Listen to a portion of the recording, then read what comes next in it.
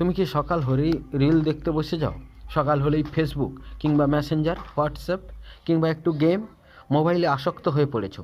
তুমি কি জানো কেমন করে মোবাইলের আসক্তিটাকে কমাবে?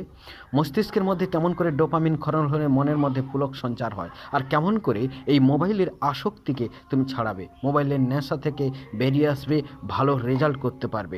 বন্ধুবান্ধবদের সঙ্গ, গান শোনা, সিনেমা দেখা, এর মধ্যে কোনটাই তুমি অভ্যাস হয়ে পড়েছো?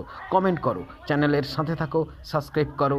আর তুমি অবশ্যই তোমার কি সমস্যা আছে টাইপ করো, অবশ্যই ফ্রি অফ কস্টে কাউন্সেলিং করাও, আর সাথে থাকো, ফ্রি অফ কস্টের সমাধান নাও। তোমার মধ্যে যদি মোবাইলের অ্যাডিকশান এসে যায়, কেমন করে সেটাকে তুমি কাটাবে জানতে হলে চ্যানেলের সাথে থাকো, পাশে থাকো, লাইক, শেয়ার, সাবস্ক্রাইব করো।